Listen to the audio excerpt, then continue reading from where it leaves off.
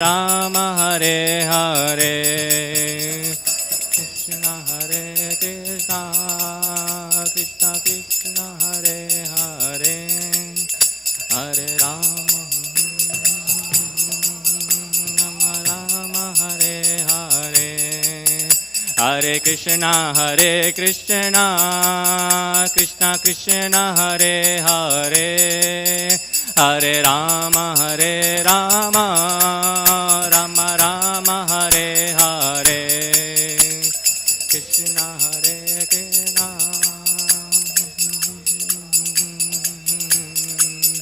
Hare Rama Rama Rama Hare Hare Hare Krishna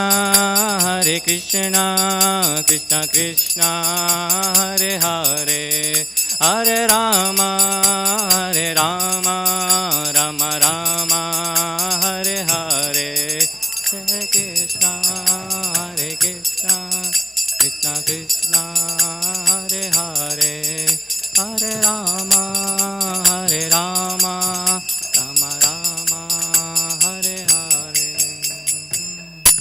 Srila Prabhupada ki Jai Om Vishnupad Paramahansa Parivajakacarya Ashtottara Shata Shishimad A.C. Bhakti Vedanta Swami Srila Prabhupada ki Jai Om Vishnupad Paramahansa Parivajakacarya Ashtottara Shata Shishimad Bhakti Siddhanta Saraswati Goswami Maharaj Prabhupada ki Namacharya Srila Haridas Thakur ki Jai Ananta Koti Vaishnav Vrinda ki प्रेम से कहो श्री कृष्ण चैतन्य प्रभु नित्यानंद श्री अद्वैत गदाधर शिवासादि गौर भक्त वृंद की यमुना वृंदावन धाम की मथुरा धाम की जगन्नाथपुरी क्षेत्र धाम की नवद्वीप मायापुर धाम की गंगा माय यमुना माय की भक्ति देवी तुलसी महारानी की सामवेद भक्त वृंद की all glories to the assembled devotees. All glories to the assembled devotees. All glories to the assembled devotees. All glories to Shri Guru and Shri Gauranga. Srila Prabhupada ki jai. Okay. Thank you.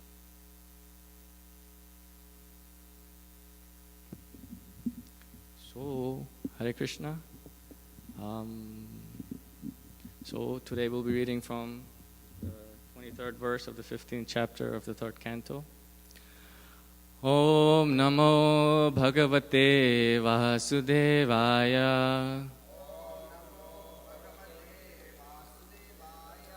Om Namo Bhagavate Vasudevaya.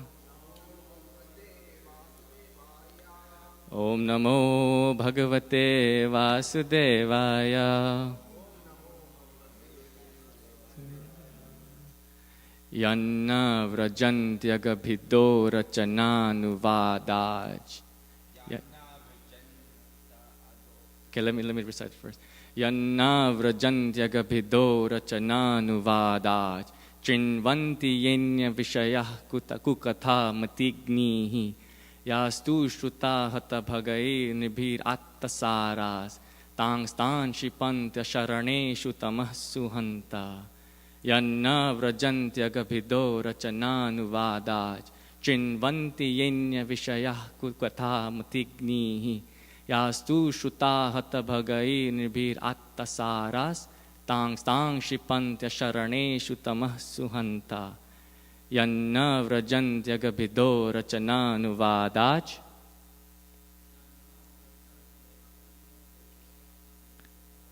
Yanna vrajanty agha-bhido racanānuvādāc. chṛṇvanti nya-viṣayāḥ ku-kathāḥ mati-ghnīḥ. chṛṇvanti nya-viṣayāḥ ku-kathāḥ mati-ghnīḥ. Yastu śrutā hata-bhagair nṛbhir ātta-sārās.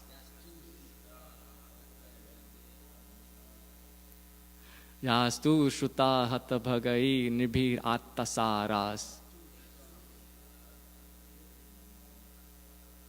tāṁs kṣipanty aśaraṇeṣu tamaḥsu hanta. tāṁs kṣipanty aśaraṇeṣu tamaḥsu hanta. Yanna vrajanty agha-bhido racanānuvādāc. śrṇvanti nya-viṣayāḥ ku-kathāḥ mati-ghnīḥ. Yastu śrutā hata-bhagair nṛbhir ātta-sārās. tāṁs kṣipanty aśaraṇeṣu tamaḥsu hanta. Please chant.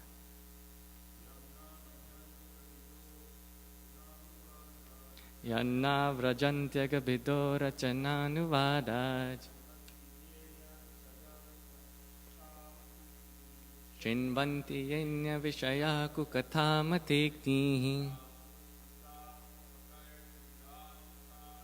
Yastu śrutā hata-bhagair nṛbhir ātta-sārās.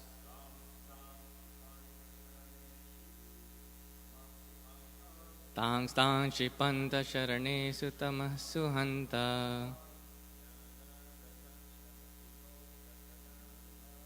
Yanna vrajanty agha-bhido racanānuvādāc.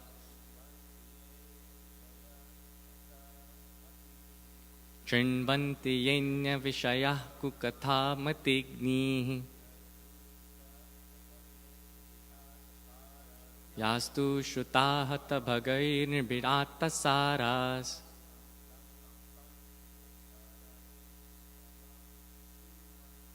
tāṁs kṣipanty aśaraṇeṣu tamaḥsu hanta.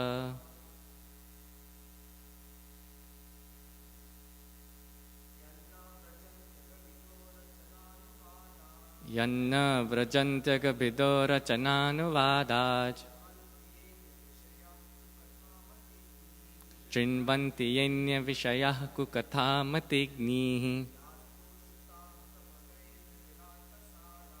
Yastu śrutā hata-bhagair nṛbhir ātta-sārās. tāṁs kṣipanty aśaraṇeṣu tamaḥsu hanta. Yat, Vaikuṇṭha, na, never, vrajanty, approach, agha-bhidaḥ, of the vanquisher of all kinds of sins, racanā, of the creation, anuvādāt, then narrations, śrṇvanti, hear, ye, those who, anya, other, viṣayāḥ, subject matter, ku-kathāḥ, bad words, mati-ghnīḥ, killing the intelligence, yaha, which, to, but, śrutāḥ, are heard, hata-bhagaiḥ, unfortunate, nṛbhiḥ, by men, atta, taken away, sārāḥ, values of life, tan, such persons, kṣipanty, are thrown, aśaraṇeṣu, devoid of all shelter, tamaḥsu, in the darkest part of material existence, hanta, alas. Translation by His Divine Grace Srila Prabhupada. It is very much regrettable that our unfortunate people do not discuss the description of the Vaikuṇṭha planets, but engage in topics which are unworthy to hear and which bewilder one's intelligence. Those who give up the topics of Vaikuṇṭha and take to the talk of the material world are thrown into the darkest region of ignorance. Please repeat after me. It is very much regrettable that unfortunate people do not discuss the description of the Vaikuṇṭha planets, but engage in topics which are unworthy to hear and which bewilder one's intelligence. Those who give up the topics of Vaikuṇṭha and take to the talk of the material world are thrown into the darkest region of ignorance. Purport. The most unfortunate persons are the impersonalists who cannot understand the transcendental variegatedness of the spiritual world. They are afraid to talk about the beauty of the Vaikuṇṭha planets because they think that variegatedness must be material. Such impersonalists think that the spiritual world is completely void, or, in other words, that there is no variegatedness. This mentality is described here as ku-kathāḥ mati-ghnīḥ, intelligent, bewildered by unworthy words. The philosophies of voidness and of the impersonal situation of the spiritual world are condemned here because they bewilder one's intelligence. How can the impersonalist and the void philosopher think of this material world, which is full of variegatedness, and then say that there is no variegatedness in the spiritual world? It is said that this material world is a perverted reflection of the spiritual world. So unless there is variegatedness in the spiritual world, how can there be temporary variegatedness in the material world? That one can transcend this material world does not imply that there is no transcendental variegatedness. Here in the Bhagavatam, in this verse particularly, it is stressed that people who try to discuss and understand the real spiritual nature of the spiritual sky and the Vaikuṇṭhas are fortunate. The variegatedness of the Vaikuṇṭha planets is described in relation to the transcendental pastimes of the Lord. But instead of trying to understand the spiritual abode and the spiritual activities of the Lord, people are more interested in politics and economic developments. They hold many conventions, meetings, and discussions to solve the problems of this worldly situation, where they can remain only for a few years. But they are not interested in understanding the spiritual situation of the Vaikuṇṭha world. If they are at all fortunate, they become interested in going back home, back to Godhead. But unless they understand the spiritual world, they rot in this material darkness continuously. Om ajñānatimirandhasya jñānanjana shalakaya chakshurunmilitam yena tasmai Shri Gurave Namaha Shri Chaitanya Manobhishtam Stapitam Yena Bhutale Swayam Rupa Kada Mahyam Dadati Swapadantikam Vandehang Shri Guru Shri Yuta Pada Kamalang Shri Gurun Vaishnavangscha Shri Rupam Sakrajatam Sahagana Raghunathang Vittang Sajivang Sadvaitam Savadutam Parijana Sahitang Krishna Chaitanya Devam Shri Radha Krishna Padang Sahagana Lalita Shri Vishākhang Vitangscha He Krishna Karuna Sindhu Dina Bandho Jagatpate Gopesha Gopika Kanta Radha Kanta Namastute Tapta Kanchana Gaurangi Radhe Vrindavaneshwari Vrishabhanu Sute Devi Pranamami Hari Priye Vanchakalpa Tarubhyascha Kripa Sindhu Vaevacha Patitanam Pavanebhyo Vaishnavebhyo Namo Namaha Jai Shri Krishna Chaitanya Prabhu Nityananda Shri Advaita Gadadhara Shivasadi Gaura Bhakta Vrinda Hare Krishna Krishna Krishna Hare Hare Hare Rama Rama Rama Hare Hare Yanna vrajanty agha-bhido racanānuvādāc chṛṇvanti nya-viṣayāḥ ku-kathāḥ mati-ghnīḥ yastu śrutā hata-bhagair nṛbhir ātta-sārās tāṁs kṣipanty aśaraṇeṣu tamaḥsu hanta. It is very much regrettable that unfortunate people do not discuss the description of the Vaikuṇṭha planets, but engage in topics which are unworthy to hear and which bewilder one's intelligence. Those who give up the topics of Vaikuṇṭha and take to the talk of the material world are thrown into the darkest region of ignorance. Can you leave it on the Sanskrit, please?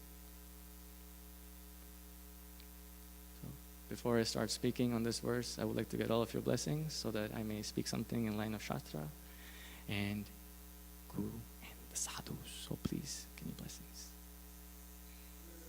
Thank you. Hare Krishna. So, there's quite a few things we will speak about in this verse. So, for the past 11 verses, we have seen that Lord Brahma is discussing the Vaikuṇṭha situation, that is, the descriptions of the spiritual world, who the residents are, what do they do, how they behave, and so on.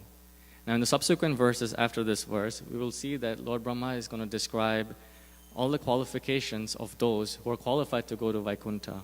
But in this verse, Lord Brahma describes who is not qualified to go to the spiritual world. we see that there's so many descriptions of the qualifications of all the residents of Vaikuṇṭha. There's so many 11 verses before and then 8 verses after.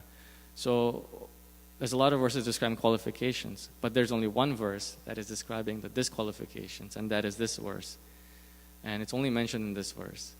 So basically, those who do not listen to the topics of Hari-kathā, they are the ones who cannot approach Vaikuṇṭha. Vrajanty, one who cannot approach. Agha-bhido racanānuvādāc, one who removes sins. So Krishna's, another name for Krishna is agha-bhido, agha-bhidaḥ. So these are the people who can't approach. And why can they approach? Because of disqualifications. And what are these disqualifications? They're busy listening to other things. chṛṇvanti nya-viṣayāḥ, listening to other things other than agha-bhido racanānuvādāc. That is, listening to other things other than Hari-kathā, or the pastimes of Supreme Lord. These other descriptions, other than that of Hari-kathā, are described as ku-kathā. Not Hari-kathā, but ku-kathā. Now what does ku-kathā mean? So kathā means descriptions or pastimes, but ku, it's a prefix that is used to mean something that is indicating deterioration or something that's indicating deficiency. So ku-kathā is described by Srila Prabhupada in the purport as unworthy words. And what is the result of such of ku-kathā, such unworthy words? Mati-ghnīḥ. In the third line, it says mati-ghnīḥ. It destroys and bewilders their intelligence and their consciousness. And what happens? And who are the people who get their intelligence bewildered? śrutā hata-bhagair nṛbhir. These are the unfortunate people. And what is taken away from this unfortunate people after their bewilderment of consciousness and intelligence? All values of life are taken away. ātta-sārās, taken away. Just because they hear of ku-kathā, all the essential values of life are taken away, just like that. So what happens to these men is the next question. And then the verse answered this in the last line. tāṁs kṣipanty. Such persons are thrown, aśaraṇeṣu, without any shelter. They have no shelter. Where are they thrown into? Tamaḥsu hanta, in the darkest part of material existence, which is the lower planetary systems, or the 28 different types of hell, or the lower species of life, so on and so forth. Alas, they're so unfortunate. Hanta. So are the people that Lord Brahma is describing in this verse. These are the people who don't want to hear the descriptions of Hari-kathā, of Krishna. Instead, they hear all other things, nya-viṣayāḥ, which is basically ku-kathā, and which are essentially unworthy words.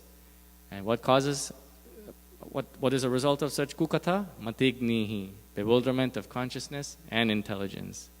And only the unfortunate, śrutā hata-bhagair nṛbhir. These are the only unfortunate men who listen to such ku-kathā. Not an intelligent man, he doesn't listen to such ku-kathā. He listens to Hari-kathā.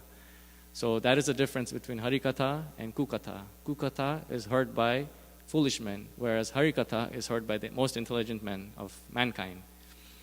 And ātta-sārās, it's the whole essence of life is taken away. All values, all morality, everything is taken away. And this is the fate of such people. Thus, the essence of this verse is that ku-kathā bewilders one's intelligence and consciousness, and the same ku-kathā also takes away the essence and the values of one's life. So this is the meaning of the verse. Now, if you dive deeper into the verse, by looking at Srila Prabhupada's example of how he led his life, we can see that he very strongly always disapproved of material nature. Any kind of material nature, literature he disapproved. So there's a pastime where the devotees, they set up an interview of Srila Prabhupada with a reporter of a very world-renowned magazine. I can't remember the name of the magazine, but the pastime is somewhat vaguely there. And I couldn't even research it because I don't know where I read it. So please correct me if I'm trailing off the truth. So the devotees brought this reporter to speak with Srila Prabhupada, and they also brought an issue of that magazine. And when they gave it to Srila Prabhupada, he wasn't very much interested in reading it. Then the reporter interviewed Srila Prabhupada, they spoke, and as usual, Srila Prabhupada delivered the message of the spiritual world as it is, without any deviation.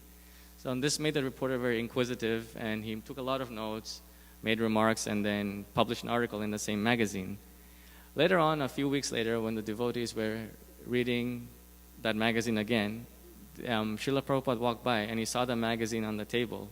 And he looked at it, and then he just pushed it to the corner of the table. And then he said, "One should avoid reading these pastimes. It is very dangerous. The way these magazines are written is to make it appear as if the material world is real." Now, he's not saying that the material world is not real. It is real. It's just, it's not all in all. It's temporary. So that's what these materialistic literatures make us believe, that this is everything. There's nothing beyond this. This is paradise. But that's not true. And this is exactly what Srila Prabhupada is reflecting. What Brahma is saying in this verse, that's exactly what Srila Prabhupada is reflecting by his prachar. So, what is the problem of materialistic literature, one may ask? And the problem is that these material books, the way they're written, it just makes it seem like the world is a paradise. That is a problem. That is why Srila Prabhupada disapproved it. And they paint such a nice picture. They make it seem like everyone is working so hard, everyone is so sincere, everyone can get results if they work hard. And then they're so close. Everyone is so close to solving all the problems of life. Janma mrityu jara vyadhi dukkha doshana darshanam. They're trying to solve this. They think they have it. They're so close.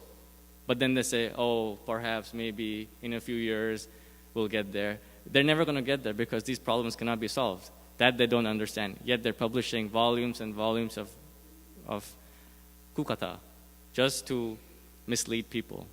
So this is the problem of ku-kathāḥ, of modern day materialistic literature. And like Lord Brahma says in this verse, causes mati-ghnīḥ, bewilderment of intelligence and consciousness.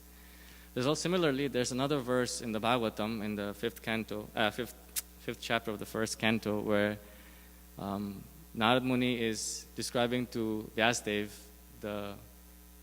the difference between materialistic literature and then literature that is published by devotees or Vaishnavas. Na yad vachas chitrang padang hareryasho jagat pavitram pragrinita karhichit tadvayasam tirtham ushanti manasa na yatra hangsa niramantu shikṣayāḥ. So I'm going to read the whole translation by Srila Prabhupada. Those words which do not describe the glories of the Lord, which alone can sanctify the atmosphere of the whole universe, are considered by saintly persons to be like unto a place of pilgrimage for crows. Since the all-perfect persons are inhabitants of the transcendental abode, they do not derive any pleasure there.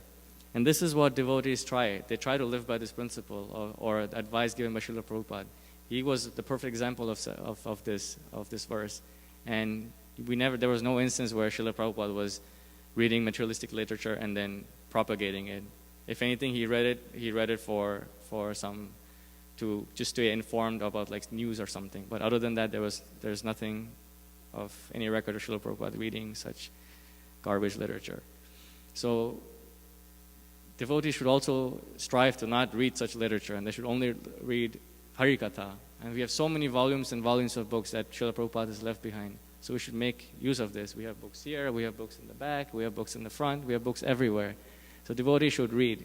Reading, along with following the four regulative principles and chanting, reading is necessary. Although it's not a vow that we take at initiation, reading for at least 60 minutes or 30 minutes, that's very important because that's how we remain in connection with Srila Prabhupada. And because Srila Prabhupada is a pure devotee of Golok, we'll be in connection to the supreme spiritual world just because of Srila Prabhupada's potency. So this is a very important value that Srila Prabhupada has instilled in the Krishna consciousness movement. And then on the other hand, what's the difference? On the opposite side of such rubbish literatures? There's the following verse of the same chapter where Narad Muni says, Tatvag visargo janathaga viplavo yashmin pratishlokam abhaddavadyapi namanyanantasya yasho ankitaniya chṛṇvanti gayanti grunanti sadhavaha. On the other hand, that literature which is full of descriptions of the transcendental glories of the name, fame, forms, pastimes, etc. of the unlimited Supreme Lord is a different creation, full of transcendental words, directed towards bringing about a revolution in the impious lives of this world's misdirected civilization. Such transcendental literatures, even though imperfectly composed, are heard, sung, and accepted by purified men who are thoroughly honest. And this is the principle that the 6 Goswamis, Srila Prabhupada, his spiritual master, and so on and so forth, that's what they've taught us, and we should try to follow that. Not to go and try to, because I'm reading Srila Prabhupada's books, I can also read garbage. No, you have to read Srila Prabhupada's books only, otherwise you will never get purified. You will stay listening to ku-kathāḥ, and that will degrade your consciousness, and you will lose all the essential qualities of your life. And this is what Srila Prabhupada wants from us. This is what Krishna wants from us. So in this way, we can appreciate the beauty of Srila Prabhupada. Everything that he said in his books, where's all this coming from? Every single thing that he said is coming from the verses of the Srimad Bhagavatam. We can just see how carefully Srila Prabhupada has handcrafted the teachings of this movement simply by following the instructions of the Vedic literatures like the Bhagavad Gita and the Srimad Bhagavatam. Whatever Lord Brahma has described in this verse, that is exactly what Srila Prabhupada has tried to do. He's published immense volumes of books, like I said, just for us to read, just so that we can stay connected to him. And he has done this, why? For 2 reasons. One, so that we do not become like these unfortunate men who take to ku-kathāḥ. Secondly, he doesn't want us to lose our essential value of our lives by suffering mati-ghnīḥ, bewilderment of our intelligence. So everything that Srila Prabhupada has taught us, everything, there's a corresponding verse in the Srimad Bhagavatam or the Bhagavad Gita that backs it up. It's not that he's produced it from his intelligence or his mind. No, he's simply saying or repeating what the Vedic literatures have left behind. And that is the beauty of Srila Prabhupada's presentation of the Hare Krishna movement. And we should really appreciate that on a daily basis. Not that we just come to Guru Puja and chant Shri Guru Charana Padma. We have to understand why we're chanting this every day. And which is why we should all try to come to Guru Puja, at least Guru Puja every day. Mangal Arati as well, but Guru Puja is easier to come to. It's at 7:30, so everyone should come to Guru Puja, just so we can remain connected to Srila Prabhupada. Now, modern day ku-kathāḥ comes not only in literature. There's different variations and forms of ku-kathāḥ. Other ku-kathāḥ are movies, TV shows, podcasts, documentaries, this, that, anything and everything is ku-kathāḥ that is produced by these materialistic men of Kali Yuga. We see that both in Hollywood and in Bollywood, so many movies are being released that are directing people to give up temple worship, to give up God worship, because they said that worshiping God is useless because going to the temple is a waste of time. And these are the premises of the movie, that the devotees or the God-men are trying to cheat everyone. So all you have to do is do good work, and then that is the most important thing in your life. You do good, you don't have to follow God. You just do good, do your duty, and everything will be fine. You'll go back to you'll get liberation. And you don't have to go to temples. You can get that on the street, at home, no problem. Movie theaters, everything. So people have even become so degraded that they even ask us nowadays, do we need to go to the temple? Answer is yes, of course you need to go to the temple. You want to go to the temple 3 times, 4 times a day, as much as possible. In fact, if one can, they should live in the temple. That's really beneficial. We all here who are present here for the class, we're all very blessed to be living in New York City in a temple. Such an expensive city, but we don't have to worry about any of that. We just have to serve Krishna without any motivations, and everything else will be taken care of. So temple worship, deity worship, everything, they're all essential. Not that you just don't go to temples because some movie is telling you not to do so. What do these men know about temple worship? This is because they are reading ku-kathāḥ and they're spreading ku-kathāḥ. And because they're reading and spreading ku-kathāḥ, people's intelligence and consciousness has become mati-ghnīḥ. It's bewildered. So that's the problem with movies, literature, books, magazines, CDs, songs, records, podcasts, everything. It's just useless. It doesn't take you anywhere. It might give you some temporary materialistic advice that you will follow for one day, you'll get some benefit, and then that's it. It's gone. It disappears just like that because it's not permanent. It's temporary. So same way, the way these people are saying that temple worship is useless, that means that they're going against our acharyas. They're basically contradicting acharyas and saying that temple worship is not important. But the acharyas say otherwise. If they thought that the temple worship was pointless, then why did they establish so many temples? Why is Vrindavan full of so many temples? There's a point to it. They created a system of worship. For what reason? Why did they inaugurate so many festivals? Why did they establish so many festivals and festive occasions throughout the year? Because that's how we stay connected to the process of bhakti. It's not just that it's some whimsical thing that they said, oh, Kali Yuga, I think they can just do some festivals and they'll go back to Godhead. No, they actually mean it. It's true. It's how it works. And we can see that these modern-day materialistic people, scientists, authors, poets, novelists, everyone, they're simply trying to oppose the acharyas. They don't know that they're doing it, but they are. Whatever they're writing in their books, it is completely against what the acharyas have believed. And the reason why they're doing it is because of the same thing again, because of mati-ghnīḥ. They've lost their intelligence and their consciousness is bewildered. So, fortunately, because of Chaitanya Mahaprabhu's benediction, people are still taking to Krishna consciousness. In India, in the Western world, everywhere, the Krishna consciousness is only growing. Like after the COVID lockdown ended, the need for people to take to spirituality has increased significantly. And we see that practically when our devotees go to Harinam, they come back and report book scores, and we can see that people are taking books, people are interested in spirituality. They don't know that this is the perfect form of yoga, but still they have some faith that, yes, at least this guy dressed in this outfit is going to give me some benefit. Let me try it. So there is still hope. Another thing in India that's become a trend nowadays is a misinterpretation or the malinterpretation of Shastra. So many TV shows, so many movies are being created that are simply twisting the actuality of the truth. They're haphazardly malinterpreting scriptures such as Ramayana and the Mahabharata. For example, like, I don't know if you guys have heard it, but living in India, I grew up listening to this all the time. Or if you remove Ravana from your heart, then Ram will come reside there automatically. You have to do nothing. Just take Ravan out.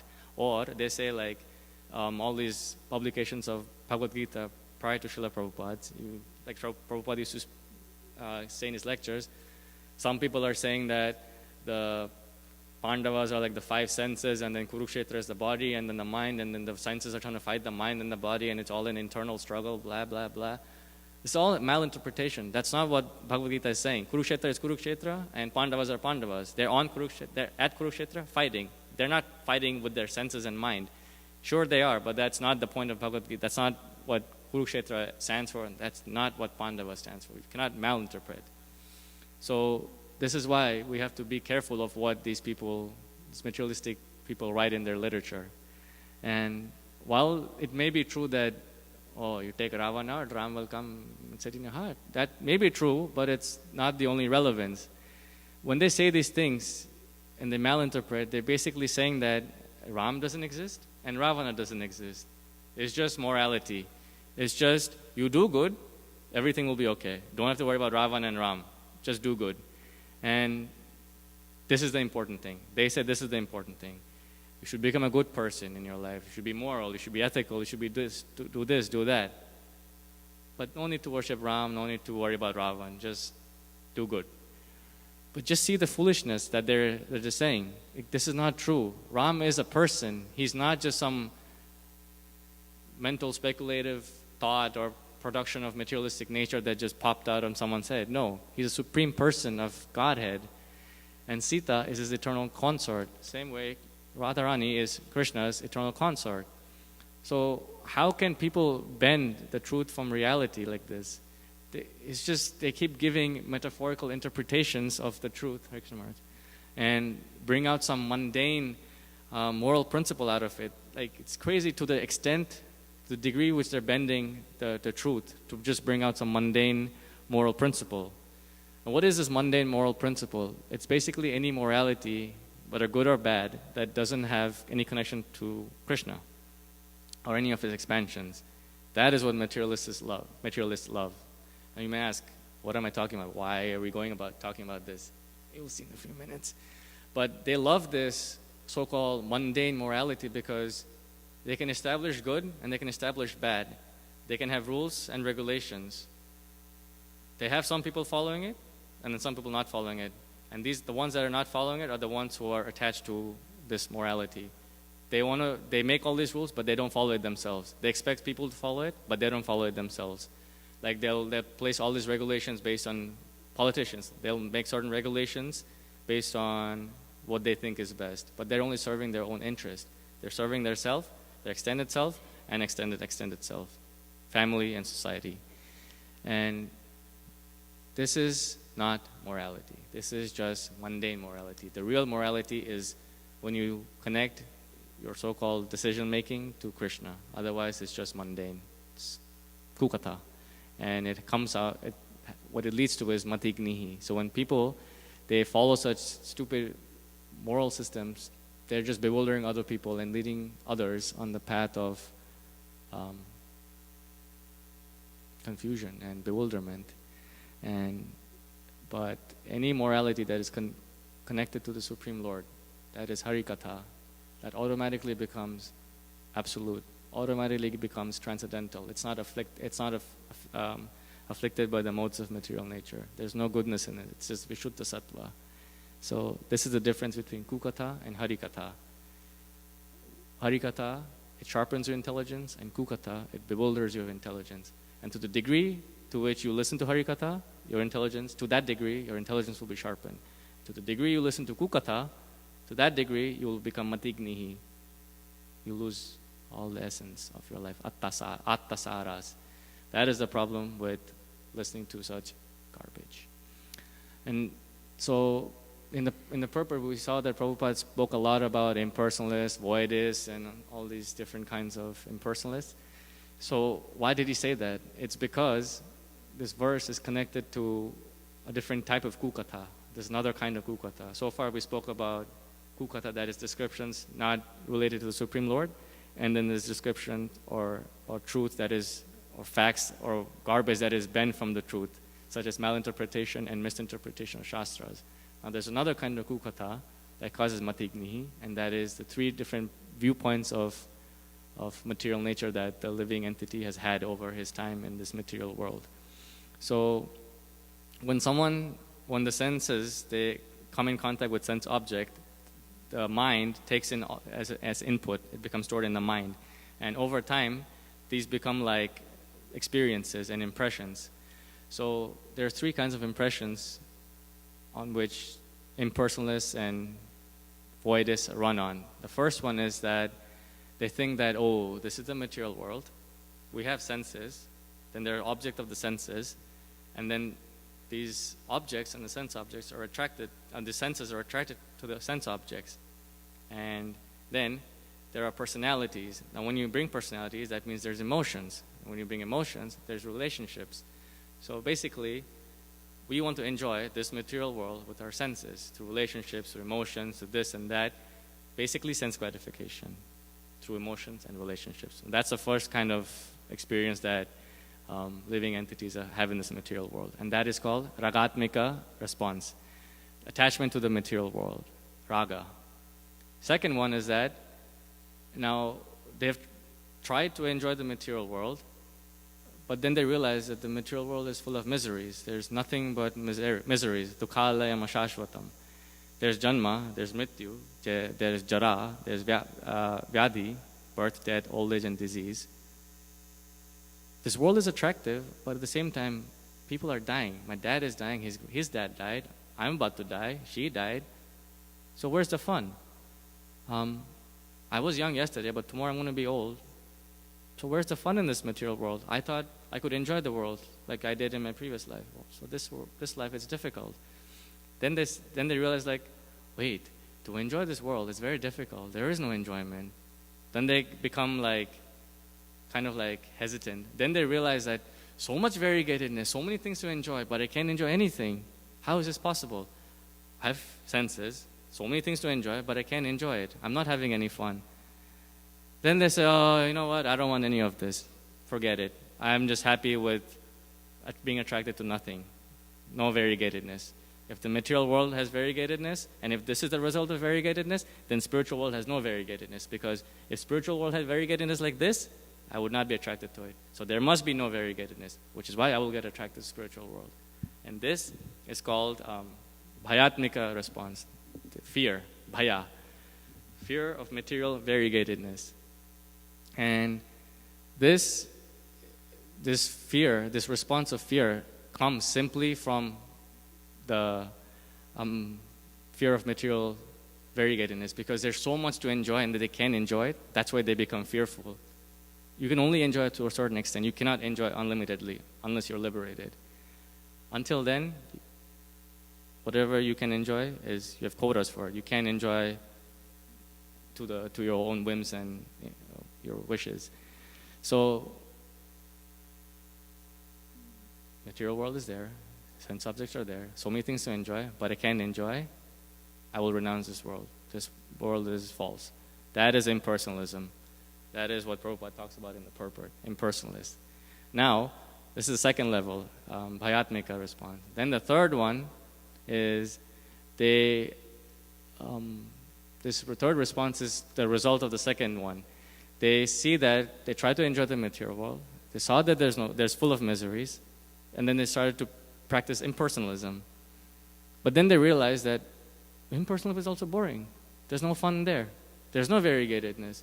So I put so much effort into enjoyment, then I couldn't enjoy, then I decided to renounce everything, and now there's no fun in renouncement. What is this world? This is pathetic. This world doesn't exist. It's false. I hate this world. Whatever is happening, it's false. I don't like it. Anger, krodha. This is the third kind of response that living entities have. They see that there's a philosophy here, he has a philosophy, she has a philosophy, he has another philosophy, he has a belief, she has a belief. Sadguru, this guru, that guru, so many gurus. Who to follow? I don't know anything. I think this is right. Oh no, he says that is right. My mind is bewildered. I can't take it. Anger. I get angry. When you don't get something that you want, you get angry. That's your automatic response. And that's exactly what happens to them. So vita, raga, bhaya, krodha. In the 10th verse of the 4th chapter in the Bhagavad Gita, this is what Krishna is talking about. To become purified, one has to let go, vita, of raga, bhaya, and krodha. And what happens when you let go of vita, raga, bhaya, and krodha? When you become free from attachment, anger, and attachment, fear, and anger, you become manmaya mam upashritaha. You become fully absorbed in me, Krishna, not me, and you take full shelter of him. And has this happened before? Yes. Bahavo jnana tapasa. Many, many men have become purified in the past. In the same way, you become purified as well. Puta mat bhavam agataha. You become purified by knowledge of me. And then in this way, you will attain transcendental love for me. So there's one level of vita, raga, bhaya, krodha that, one should not become attached to the material world. One should not hate other people. One should love everyone. And then one should not become anger. One should control their anger. This is like the basic understanding of this verse. Then there's the second higher level understanding is that you realize that, yes, the world is there. There's so much variegatedness. There's so many sense objects to enjoy. But you cannot enjoy any of them unless you take shelter of Krishna. The moment you take shelter of Krishna, all the material variegatedness becomes spiritualized. Then you can enjoy it. But it's not that the world is void. The world is full of variegatedness. If the material world came in this variegated, spiritual world will also be variegated, and much, much more. Because in the purport, Prabhupada says that it's simply a reflection of the spiritual world. So if we have so much to enjoy here, imagine how much there is to enjoy in the spiritual world. But these morons, they don't know this. They fail to understand it. That's why they become impersonal. They fail to understand the supreme truth. They fail to understand how the world works. They don't know anything. And they're preaching rubbish. They're spreading ku-kathāḥ. This is another form of ku-kathāḥ, impersonalism, voidism. And that's what Srila Prabhupada came to destroy. Nirvishesha shunyavadi, paśyatya deshatarine. That's what he came to the Western world for, to stop the spread of impersonalism and voidism. And he did an amazing job at it, because we have the Krishna consciousness movement now. So those were 3 kinds of ku-kathās we discussed. Now there's another ku-kathā, and that is ku-kathā, or listen to Harikatha actually, from Avaishnavas. That is ku-kathā as well. Listening to Harikatha from Avaishnavas, not devotees. That's also ku-kathā. Why? Why? Because, as Srila Sanatana Goswami says from the quotes from Padma Purana, avaishnavam mukhodgrinam putam hari kathamritam shravanam naiva kartavyam sarpochishtam yathapayah. Avaishnava mukhangrinam, words spoken or harikatha spoken from the mouths of a non-Vaishnava, avaishnava mukhodgrinam, one should not hear the words spoken of Krishna from I-Vaishnavas. Putam harikatham, about Krishna. Shravanam naiva kartavyam, never should one listen to such a non-Vaishnava speaking, because it's poisonous. Why is it poisonous? Sarpochishtam yatha payaha. Milk touched by the lips of a serpent also makes the milk poisonous. Milk is pure by itself, but the moment a serpent touches it, as Srila Prabhupada said 1,000 times, it becomes poisonous. Because the venom, it dilutes the lactose. It dilutes lactose and makes it poisonous, so it can kill you. So same way, harikatha spoken by Avaishnavas is ku-kathāḥ. It's not harikatha at that point. Which is why Srila Prabhupada has requested that we only listen to harikatha from Vaishnavas. And that's why he would rather have freshly or newly initiated devotees give class rather than going to Vrindavan and listening to some Babaji speak who has no idea of Krishna consciousness. It's just whims and interpretation in his head. So this is why we should always listen to harikatha from Vaishnavas, especially pure devotees or senior devotees or generally people who have been in devotional service for a long time. Then that becomes harikatha. Otherwise it's just ku-kathāḥ, and ku-kathāḥ causes what? Mati-ghnīḥ, bewilderment of intelligence and consciousness. So the conclusion of this verse is that one should only listen to harikatha, not ku-kathāḥ. This will prevent your intelligence and consciousness from being bewildered. Second one should not listen to harikatha from Avaishnavas. Otherwise it becomes ku-kathāḥ. And what happens? Mati-ghnīḥ, bewilderment of intelligence and consciousness. Lastly, Krishna consciousness is superior to all of this, to vita, raga, bhaya, and krodha that arise from mental perception, from following ku-kathāḥ. Once you take to harikatha, there will be no ku-kathāḥ if you are sincere and dedicated to the process left behind by Srila Prabhupada. Otherwise, there is no problem. This is a perfect process for perfect people to follow. And if you follow it, you will become perfect as well. So it's flawless. One should just have full faith in it. And one should just take the shelter of Srila Prabhupada as much as possible. Otherwise, we are doomed. So that's all I have to say about this verse. Maharaj, if you want to add something, please feel. Questions? Is it working? Yeah. It's interesting that just a few days ago I gave class on this 410, so the whole thing sounded very familiar to me because you were quoting 410 in Bhagavad Gita. And there Prabhupada does talk about all these different kinds of mayavadis and this kind of philosophy. Where you said that there were experiences, the first experience was, what was it again? Raga, attachment. Was that? Raga, attachment. Raga, and how did you call that in Sanskrit? Ragatmika response, like. Right. Where did you get that? Is that? Gauranga Darshan Prabhu. Gauranga Darshan Prabhu. Gauranga Darshan Prabhu from okay. village. Okay. Yeah. So Ragatmika. Ragatmika response. And the second one was? Bhayatmika. Yeah, fear. Fear. And the third one is krodha. Krodha, anger. Right. So it's basically, Ragatmika, depending on where Bhayatmika and Krodhatmika? Yeah. Oh, okay. And you were saying the different kinds of ku-kathāḥ, or the last one you talked about was hearing from Avaishnavas, and what was the other one was hearing from Mayavadis. So the first ku-kathāḥ is just simple materialistic literature that is published by materialistic men. Second one is malinterpretation of the of scriptures to spread your own particular message. That is another form of ku-kathāḥ. Third kind of ku-kathāḥ is impersonalism, voidism, and basically any Mayavad philosophy. And the last one is harikatha being spoken by Avaishnavas, ku-kathāḥ, because it's poison. And where did you get that particular structure? Did you? I like to write type essays, so when I give a lecture, I type it out like an essay. Uh-huh. So it just Okay, that sounds good. I like that. You know. Yeah. Like I make a whole summary of what I'm going to speak. Right, and right. then whatever I can comes to my head. I see. So you were just yeah. making that Yeah, stretch. yeah. Okay. Yeah. So I think in general this is the unfortunate aspect of the material world is that if people become interested in spiritual life, usually, as Prabhupada lamented many times, they get sidetracked by some kind of ku-kathāḥ. Mm-hmm. You know, in other words, they can understand there's something wrong with the material world. They can understand they need to change themselves.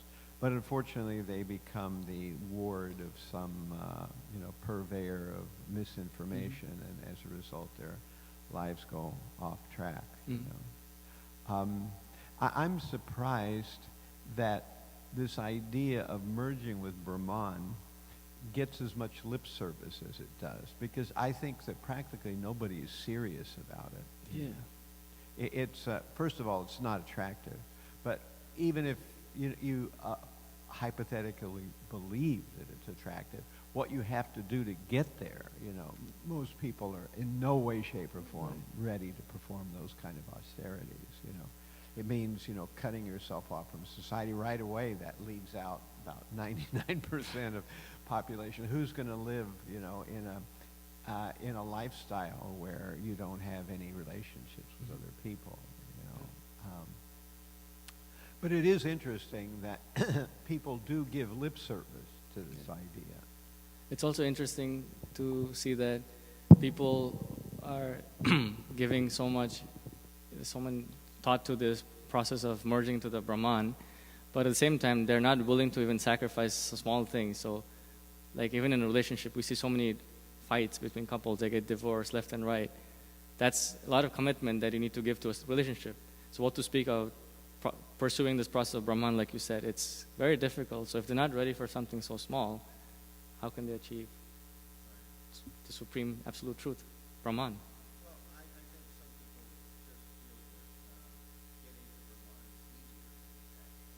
Right.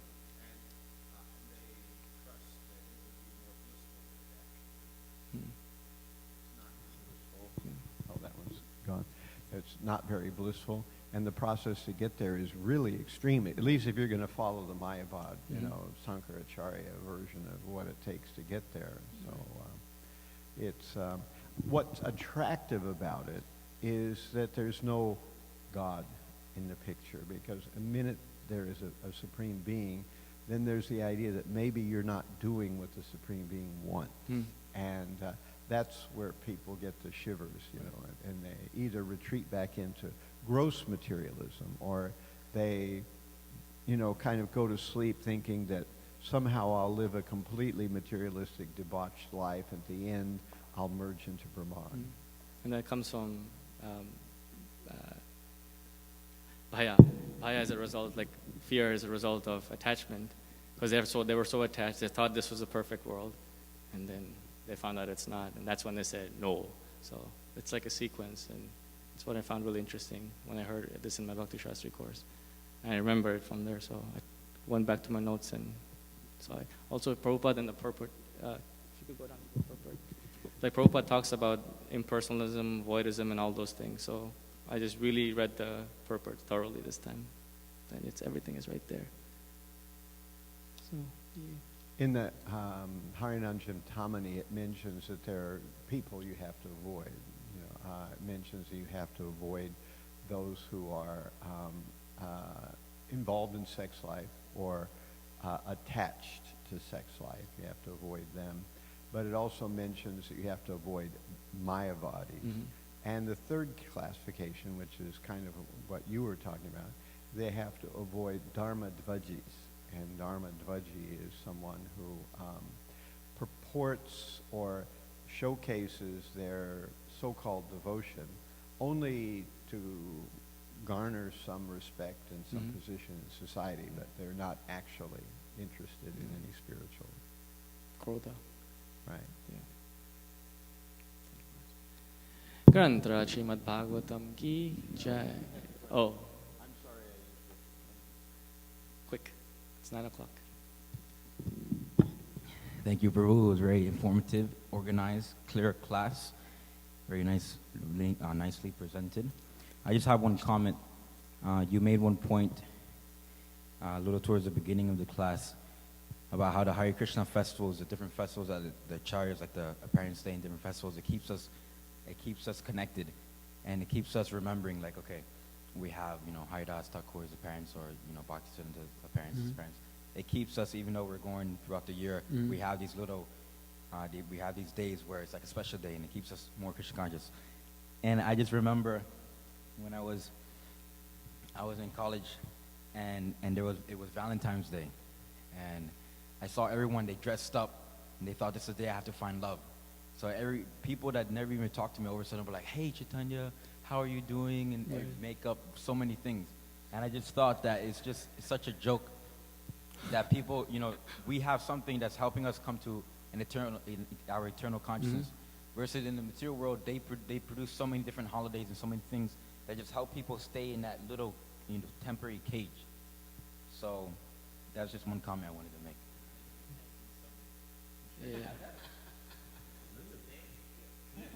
Yeah, there it is.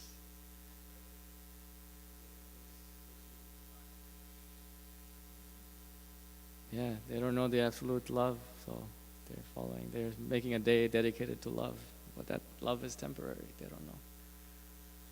Yeah, no comments on that because I've also done my share of dumb things. So yeah, good point.